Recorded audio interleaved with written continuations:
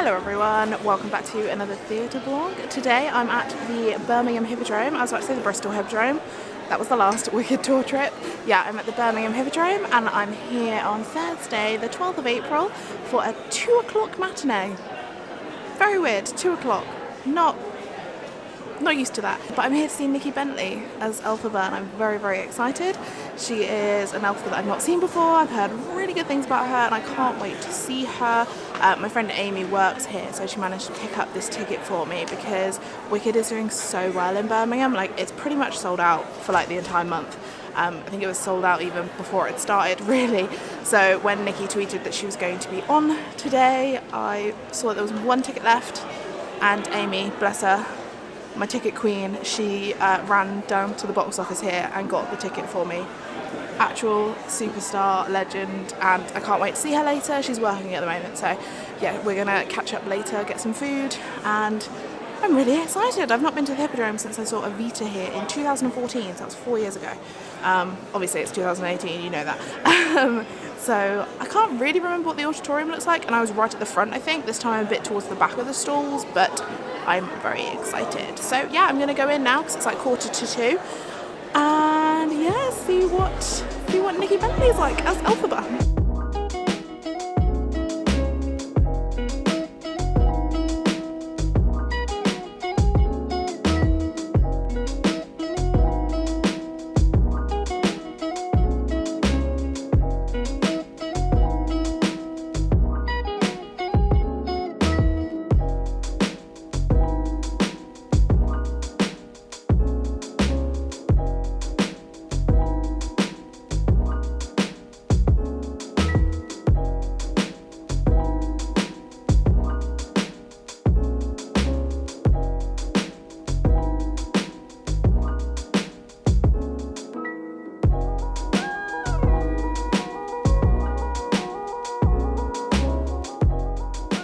It is currently the interval of Wicked in Birmingham. I forgot how small this venue was. I don't know why, but whenever I remember it, I thought it was much bigger inside. Like, the actual venue itself is quite large, but the stall section is smaller than I remember. I'm towards the back, but it's a really nice clear view. I'm going to talk about the view because this venue is not on seat plan. A lot of regional venues are, sadly. This one isn't. The other Birmingham theatre is the New Alexandra. So yeah, I'm towards the back of the stalls. I think I'm row T, and it's a clear view, but you can't see the dragon. I need to go to the front of the stalls just to double check the dragon's still here, because a lot of people, I think on the last vlog, can't remember which vlog it was now, it was one of the Wicked vlogs, they were like, is the dragon still on the tour? And I was like, yes, question mark. But yeah, it definitely was obviously in Bristol, so I just need to double check that it's still here. The things a Wicked fan does. Yeah, I can't see it from where I am. The dress circle overhang cuts it off, but it's not affecting the sound, it's not affecting the view or anything. So comfy seats, good leg room, can't complain. Obviously it's a matinee and I think it's still the holidays for some people, so lots of packet rustling going on, which is not fun. Helen is amazing. I haven't seen her since Zurich, so that was like 5 months ago now, which is crazy. I forgot how good at Glinda she is. I'm really enjoying watching her again. Nikki, I am a little bit lukewarm on at the moment, I'm not going to lie. Her flying section of Defying Gravity was incredible. That was amazing. But for the rest of the show, I am just, yeah, a bit lukewarm, a little bit underwhelmed, sadly. Obviously, we'll see how this goes in Act 2, see if my opinion changes, but that's currently where I'm at. She looks incredibly like Jackie Burns as well, so that's rather confusing. I know a few people said she looked like Adina, but I obviously saw Jackie at the start of the year, so I personally think she looks really like Jackie. It's quite spooky. I don't think she actually looks like her when she's not green though, I think it's just the green. But yeah, I'm just gonna have a little wander around, stretch my legs. It's currently 33 minutes past 3. Obviously it started at 2, so I've got maybe 10 minutes left. Have a little wander and chat to you afterwards. I need to see if Amy can get me a ticket for tonight's show, because I really want to see tonight's show as well. I've not done a 2-show Wicked Day in a long time and that would be really fun, but let's see if there's actually a ticket available to do so.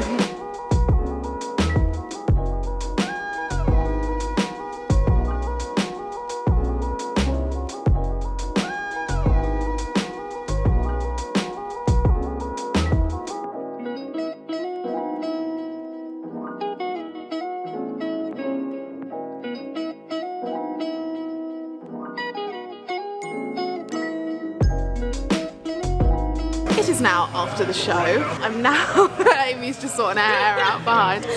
We've just, what is this place called? The Meat Shack. We're in the Meat Shack, which is just next to the Birmingham Hippodrome, having some food. So yeah, it's obviously gone past the show. Amy took me backstage, which was very exciting. Unfortunately, I can't show you any of it, but it was exciting and it happened. And now, yes, I'm here with Amy. Hello. Here she is. It feels like it's been ages since that album. I know, it's so long. When was that? A few weeks ago?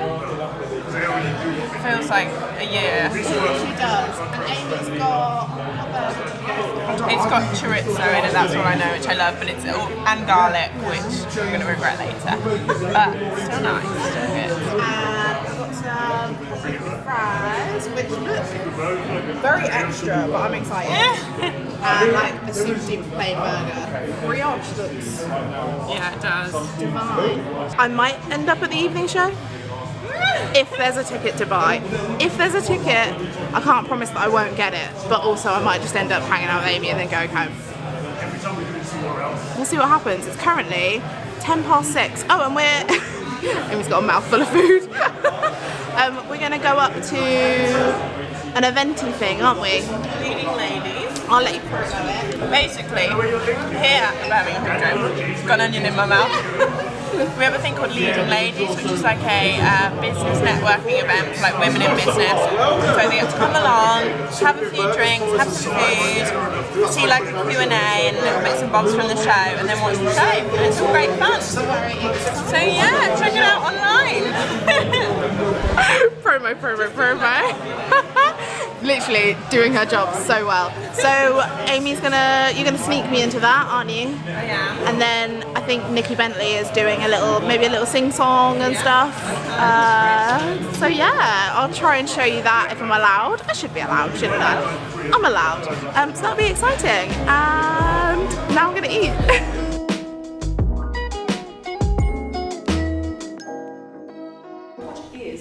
Resident director, what does that mean? Right, well, a resident director, when it's involved with very large-scale musicals like this, my job is to oversee every department. It doesn't mean I'm in control of everyone, it just means I help liaise with all the other departments to just make sure that the musical, every show that we do is of the optimum and the best it possibly can be. It means that I have during the show, I have no other responsibilities other than be able to go front of house and watch the show like an audience member, and then I can report back if there's anything particular that I've seen or if there's anything else we need our performers to do. So I'm the one person in the building who doesn't have any other responsibilities during the show. So I will liaise with our stage management team, the lighting, the wigs, the wardrobe, everyone, and I'm sort of like the one person who sort of helps. If there's a difference in opinions, I'll be the one who gets to go, okay, I'll pick that one instead. My job is not to actually direct the show itself. As a resident director, it's my job to maintain the show as is set by our American creative team, and then also through our UK associate teams as well. So I don't get to change anything, but it's my job to keep the show to the best it possibly can be for every single show we do. That sounds like a bit like being the headmistress. Everything is just so. So how many times do you think you might have seen the show now, Leigh? Oh yes, that's good. Rather than not. I actually have to watch the show 3 times a week, so 3 shows a week, but actually it normally ends up being a lot more than that, because I'll pop front of house to see a little thing that I might have given a note to someone, or I'll be listening with it over the tannoy backstage, and there's so many ways you can maintain the show, so yeah, I don't count because it's a little bit too scary to try and work out how many times I might have seen it. It never gets boring though, that's the nice thing actually. Wicked's one of those shows. There are certain shows you can watch, you get to sort of the middle of Act 1 and you start going, it's the boring bit. Thank goodness actually, Wicked. There are no boring spots, so it's actually a joy to watch, thank goodness. Fantastic. And you've had a long career in the theatre before being a resident director, haven't you? Do you want to just tell us a little bit about your own performing career? Yes, I came to resident directing in a slightly unusual route. I actually started out life as a dancer and then worked my way into doing musicals because I always sang, and from into musicals, into covering, and then worked my way sort of through up until when I was looking after shows. But I went from being sort of like the dancing side into then maintaining shows as a choreographer, and then I walked into the looking after shows as a director. But although that does sound a bit of a weird one, not coming through the ranks maybe as an actor or as a trained director, because I've worked exclusively in musicals pretty much, either on stage or in film or on TV, basically it just gives me a really broad palette of experiences to draw on.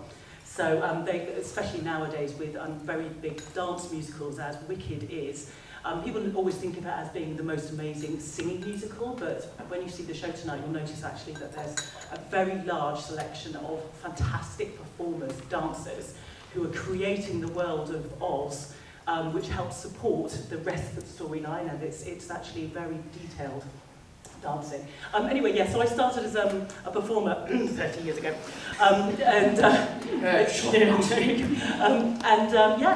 was very lucky. My first job actually was a circus in Mexico, if you do. So back in the day, the only way to get an equity card was to actually work for 8 months. And so you had to go, it's not like, whereas nowadays you can join and then you don't have to have worked to join equity. So we used to go off and do very random jobs around the world. And then, yes, we ended up doing various musicals, and then walked into doing some sort of choreography and directing along the way. So I first came to Birmingham about 25 years ago with Tommy Steele. It was my very first tour, actually. Yeah, exactly. He's still going as well. He's so marvellous. Fantastic. So returning to Wicked, what would you like to tell us about the scale of this show and the length of this tour and what it means to be on tour? Anything about the typical sort of life in the day for you guys? We're very proud to be a part of Wicked, actually. It's a huge blockbuster of a musical, and it's got a great appeal worldwide. So it's an honour to be working with such a large-scale musical with so much backing behind it. It's a global brand nowadays. So it's quite a challenge taking such a large musical around the country. Before this year, we actually took it internationally as well. We spent about a year working our way around Asia too, which in itself produced different problems. But so now we're in the UK, but we actually travel around and take it through. It takes 14 trucks to move our set between venues, and it takes 2.5 days, pretty much working around the clock, to move this musical into a theatre before we can present it to an audience. So we bring absolutely everything with us. It's the flooring, every single piece of electrical item, all of the everything. The whole work is dragged out, moved around and put back in again. We're very lucky that Birmingham Hippodrome is a fantastic theatre to be in. The facility is fantastic. Yeah, it's great. It's perfect for large-scale musicals like we are. We have a lot of people who work on it. There's 71. Oh, my apologies, it's going to be 77 now, I believe, for the rest of the band. We have about 77 people who work permanently on the show that travel with it. And then to add on to that, we also have obviously our local dressers. We have at least 12 local dressers from each venue. Our spot people, front of house spots, all of the crew that work side of stage as well. So we have a huge thing. It's well over 100 people that work every single day on this show behind the scenes. So it's like an SME on the road, isn't it? A small, medium-sized business, just moving from one venue to another. Where do you go next from here? After this, we go to Edinburgh, which would be lovely. We have a week off, which is not very often we get to have this. We have a few days off, and then we're in Edinburgh. And it's rare, isn't it, that shows on tour, you would think they would just be going to Wolverhampton next, but obviously nothing so convenient. It's from here up to Edinburgh, and then you may well be darting off somewhere completely different geographically, I think. Yeah, sadly, yeah, you would think they would actually do it in like a nice circle or something, but the way the theatres work and the way everything's booked in, we're quite often all over the shop. We're going to spend some time in Dublin as well, so we're going to make our way across the... the green theme of the show won't go down very well until the time over the water. Something that I find particularly fascinating and just looks so fabulous in this show are the wigs, the costumes, and of course the makeup, the transformation for Elphaba each day in the dressing room. What does that entail? Yes, it's a huge thing. Because we have 31 performers who work in the show. We have 350 costumes in the show, 150 wigs and pairs of shoes. So you can imagine the upkeep of all of that going around. Strange little bits of facts. On a two-shade day like today, there'll be 14 loads of washing that they have to go through just to get everyone going through. So it's that sort of scale where everything's just travelling around. The costume designer is a fabulous lady called Susan Hilferty, who designed the most fantastic costumes for this show, as you'll see. And when you actually get up close to the costumes, you'll see as well, they're not, sometimes people think that for the stage, the fabrics will look great from far away, but when you get up close, they'll be made for like stage only, but actually these costumes, as are many shows nowadays, are absolutely intricate, and you get right up close, and every sequin is individually hand sewn on, every bead, all of that sort of thing. Everything in the show is asymmetrical. When you'll be watching this evening, if people, this is the first time, you'll notice strange things like the numerals on the clock face on part of our set are all offset. There's actually 13 hours in each section of the day, and it's offset. Even Glinda's tiara, it doesn't sit straight on a head, it's slightly at an angle. And each costume, as you'll see, is asymmetric, and sometimes there'll be things bursting out around things, which is all beautifully, just the tiny extra bits of detail that you may not notice, but they produce overall the magical land of Oz. So things like, there's a lot of inspiration she took. You'll see a lot of Asian, actually, so there's lots of stuff that looks like it might be samurai. The inspirations come from all over the shop. Glinda's dresses particularly are absolutely stunning. In Act 2, when she has her engagement frock on, that's based on a Dior design. And her famous bubble dress, which obviously, as you see, is the one that has to be taken apart from The Wizard of Oz, the film, but that in itself is based on a Chanel design. And there is over 100,000 sequins on her dress alone. 36 petals, 20 different types of sequins, and 100,000 sequins, all hand sewn on. And we have 4 of them that we took with us, one for each of the Glindas that we have, either Glinda herself or the covers, the understudies that may take the role sometimes. Well, I think we're all looking forward to seeing those tonight. We've now left the theatre. I did not manage to get a ticket for the evening show. Amy tried though. I tried, Amy tried so hard. I'll explain more about it later, but it's fine because we both get an early night then. You would have got an early night anyway, but I'll get an early night. So we're at the train station now, saying goodbye, but I hope to see you next week. Yeah, that would be great. So that would be lovely. For the last back up to ship. Birmingham. Yeah. Fingers crossed. Hopefully, if I need to book a ticket, I need to sort that out. I'll do that at some point. My glasses are steaming up because we just walked to the station. So, your experience at Birmingham Hippodrome, Oh my god, tell all. it's such a lovely theatre and the staff are wonderful. I've heard that. Yeah, especially those in the offices upstairs. No, it's a lovely venue. I'm literally so steamy on that eye. I made it worse. Just glasses issues, it's fine. Yeah, Birmingham Hippodrome is lovely, and it's great that it's right next to like the train station, Birmingham New Street. Super duper easy and really cheap from London, definitely. I don't know about anywhere else, but it was cheap from London, so thanks for having me. Win-win all round. Yeah. You're welcome, come back soon. I would say come see Wicked at Birmingham, but this vlog's probably not going to go up in time, and also it's sold out, so but go see Wicked on tour. Okay, bye. Hello everyone, welcome back to the chatty section of the vlog. As you saw, I went to see the Wicked tour in Birmingham. This was a sort of spontaneous trip. I basically saw on Twitter that Nikki Bentley was going to be performing as Elphaba on this specific matinee, and this tour has sold so well in Birmingham, which is crazy and annoying because it's one of the closest stops to London. So any of the London fans that want to see the show, this was the easiest place to go, really, and it sold out stupid quick. Thankfully though, there was one ticket left for this matinee, and my lovely friend Amy, who works at the Hippodrome, she ran down to the box office and she got the ticket for me. So God bless you, Amy. You're amazing.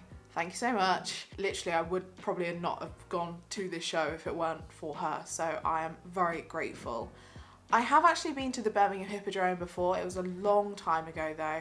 I saw the tour of Evita there, I think in 2014, so it was a while ago. I was really excited to revisit the Birmingham Hippodrome and to also spend time with Amy because most of the time we hang out when she comes down to London, so it was nice for me to go up to Birmingham and see her there. and I've gone really bright. Obviously, as you probably know, I've seen Wicked quite a few times, and I've seen this tour already a couple of times, which is really exciting. For me, not for my bank account. I saw the tour first in Zurich back in November last year, and then I went to see it in Bristol in February. And I went to see it in Bristol because I wanted to see the understudy for Glinda. So last time I saw the show, it was Amy Ross and Charlie Bapty, and this time it was obviously Nikki Bentley and Helen Woolf. And I was really excited to see Helen again as well, because when I saw the show in Zurich, that was the first time that I'd seen her Glinda, and I got to see why everyone loves her Glinda, and I totally agreed because I thought she was fantastic. So I was really, really looking forward to seeing her Glinda again. I'd heard a lot of people saying really good things about Nikki's performance as Elphaba, and obviously if I have the chance to see a certain standby or a certain understudy, then I will most likely take that chance to see them, and I'm really glad that I managed to see her. I feel like I went into this show not necessarily with really high expectations of Nikki as Elphaba, but I went into this show thinking, well, surely I'll enjoy her because people who have a similar taste in people who play Elphaba to me have enjoyed her. So I was like, well, this should be nice. This should be nice to see someone new. And I don't know if it was just because of how she was feeling on that day, or I don't know, but I sadly felt a little bit underwhelmed with her performance as Elphaba. I thought that she sounded absolutely fantastic in the sort of big vocal sections of, for example, Defying Gravity and of No Good Deed. I just didn't feel like there was as much coming from her in terms of the acting across the board, for me personally anyway. I have to just clarify because I know what some people are like. I'm not attacking anyone personally, I'm not attacking Nikki personally. As I say, I feel like this could have just been an off day for her because people have really loved her. I can't imagine that this was a normal performance as such. I don't know. And also it's maybe because I feel like Amy Ross, who is the principal Elphaba on the tour, she puts so much into the acting side of her portrayal. I personally find that vocally she's not necessarily the strongest Elphaba I've seen, but because of the way she acts it, she blows me away in terms of being very consistent across the board and throughout the show. Whereas I feel like I didn't get that from Nikki as such. So as I say, the big vocal sections, the end of Defy Gravity, No Good Deed, she absolutely blew it out of the park. That was amazing. But for me personally, I felt like everything else was a tiny bit lacking. It also might not have helped that with Helen Woolf as Glinda being as fantastic as she is, I feel like that might have clouded my judgment a little bit, because I was so excited to see Helen again as well, and she was just as good as I remembered. She is incredibly perky in Act 1, which Glinda is, and sometimes that annoys me when people are consistently perky across the whole show, but the way that Helen plays it in such an extra way in the first act and then really kind of tones it down in the second act, I just feel like she's really got that characterization and the change in Glinda so well, which I think is great, because obviously Act 1 and Act 2, Elphaba or Glinda, they're not the same people. A lot's happened, they've matured a lot, they've changed, so for a performer to really portray that well and make you believe it in everything they do, in the voice and the facial expressions and the body language and everything, I really enjoy that there's so much thought that goes into their portrayal. So that's why I really enjoy Helen's portrayal as Glinda. I think the Wicked tour is absolutely fantastic. I love that they've not really had to change a huge amount for the show to work on tour. It still has its magic, and obviously being someone who's seen the show quite a lot, to still feel excited going into seeing the show and to still feel like engaged throughout the show as well. I mean, that says a lot, doesn't it? To see a show this many times and not be bored. It's quite nice. Then maybe it would be nicer for my bank account if one day I was like, I just don't fancy seeing Wicked again.